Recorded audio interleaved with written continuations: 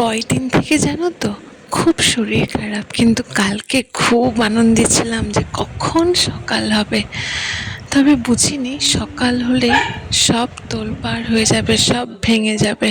জানো তো একটুকু বুঝিনি, ভেবেছিলাম শাড়ি পরবো কিন্তু আর হলো না।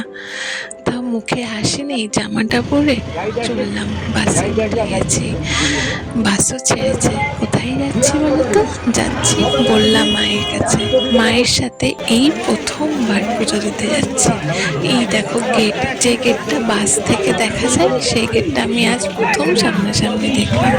আর এত লোকের ভিড়, যেমন লোক তেমনি রোদের তেজ। আর এই যে প্রসাদ, দেখো প্রসাদ দেখে তো আমার মন ভরে গেছে, লোভ লেগে গেছে। আর এই হাতিগুলোর প্রতি তো আমার আলাদাই আকর্ষণ, কৌতূহল, যে এটা কিভাবে খাওয়া যায়, আজও পারি না খেতে।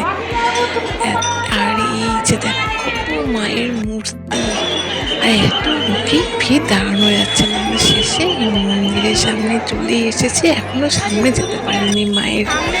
সবার যে কি নাজেহাল অবস্থা, কিন্তু মাকে দেখার আকুল আগ্রহ। তাই সবাই হাসি মুখে সবকিছু তুচ্ছ করে বেশ আনন্দেই আছে, পুজো দিতে এসেছে। আমিও শেষে মায়ের দেখা পেলাম। মাকে দেখে সব কষ্ট যে কোথায় চলে গেল জানি না। সবাই হয়তো, কি আর বলবো, মেলাটা দেখো, মেলাটা ঘুরে তারপর দেখছিলাম।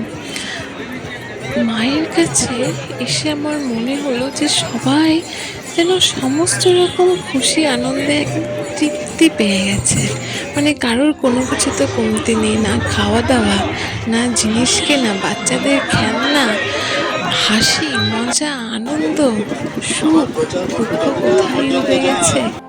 শেষে মেলা থেকে বেরিয়ে উঠে পড়লাম বাসে, বাসও ছেড়ে দিল।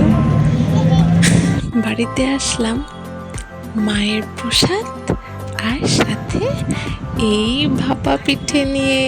আমার না খুব ভালো লাগে।